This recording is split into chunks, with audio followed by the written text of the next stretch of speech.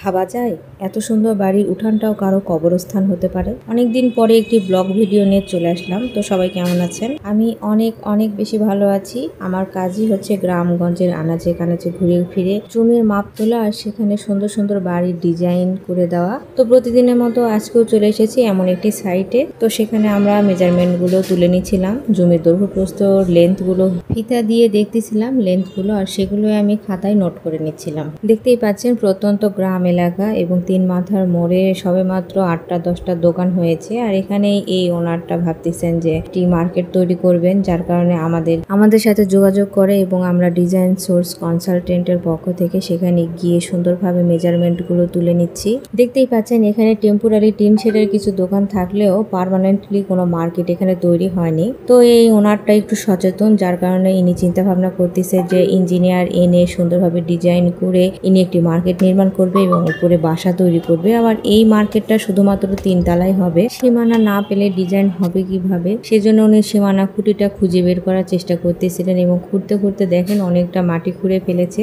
তারপরও সীমানা খুঁটিটা কোনোভাবেই পাওয়া যাচ্ছে না। তারপরে একটা হাত নকশা এনে আমাদেরকে দিলেন, সেটা আমরা মেজারমেন্ট গুলো সুন্দরভাবে তুলে নিলাম। বাড়ির উঠানের সমাধিস্থ কবর এর আগে আমি কখনোই দেখিনি। টেবিলের সামনে উঁচু নেট দিয়ে ঘেরা যে বারান্দার মতো অংশটা দেখতে পাচ্ছেন, এই জায়গাটাতেই 2জন ব্যক্তি সমাধিত অবস্থায় রয়েছে এবং এই যে বাড়িটা রয়েছে এই বাড়িরই কাছের 2জন মানুষের কবর দেওয়া রয়েছে এবং সেটা সুন্দরভাবে ঘিরে রেখেছে। আসলে গ্রামগঞ্জে এরকম দৃশ্য দেখা যায়, কিন্তু শহরে এরকম দৃশ্য একদমই দেখা যায় না। এবং সেখান থেকে 5 মিনিটের দূরত্বে আমার শ্বশুর বাড়ি, সেজন্য ভাবলাম অনেকদিন যাওয়া হয়নি, তো গিয়ে একটু ঘুরে আসা যাক। আর শ্বশুর বাড়ি আসলে আমি এটা ওটা নিয়ে যাই, যার কারণে এই যে লেবুর গাছ দেখে লেবু নেওয়ার জন্য চলে এসেছি। আর অল্পের জন্য বললার কামড় খেতে খেতে বেঁচে গেছি। বর্ষার সময় লেবুর গাছ, বোরের গাছ এরকম গাছে কিন্তু ভিক্টোলের বাসা বেশি বাঁধে। আর এই গাছের নিচে সচরাচর গিয়ে কেউ যদি ডিস্টার্ব করে তাহলে কিন্তু তাকে কামড় দিতে বাদ রাখে না। তো আমিও কামড় খেতে খেতে বেঁচে গেছি।